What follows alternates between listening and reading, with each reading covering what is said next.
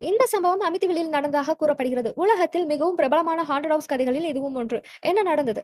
1974இல் அந்த வீட்டில் வாழ்ந்த குடும்பத்தில் இருந்து ரொனால்ட் டிஃபோ தனது குடும்பத்திலிருந்து 6 பேரை துப்பாக்கியால் சுட்டுக் கொன்றான். இந்த கொலை சம்பவத்துக்கு பிறகு அந்த வீடு மிகவும் பயங்கரமான இடம் என்று பேசப்பட்டது. ஒரு வருடம் கழித்து 1975இல் ஜார்ஜ் லட்ஸ் மற்றும் அவரது மனைவி கத்லின் லட்ஸ் அந்த வீட்டை வாங்கி குடியேறினர்.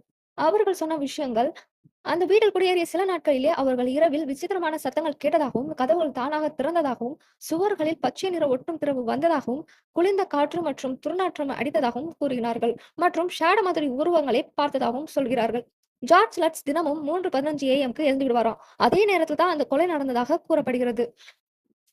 அவர்கள் அந்த வீட்டில் வெறும் 28 நாட்கள் மட்டுமே இருந்துவிட்டு அங்கிருந்து ஓடி போய்விட்டார்கள். இது உண்மையா? இந்த சம்பவம் உலகம் முழுக்க பிரபலமானாலும் சிலர் இது உண்மையான பாராநார்மல் ஆக்டிவிட்டி என்று நம்புகிறார்கள். மற்றவர்கள் இது பப்ளிசிட்டி அல்லது ஃபேப்ரிகேட்டட் ஸ்டோரி என்று சொல்கிறார்கள்.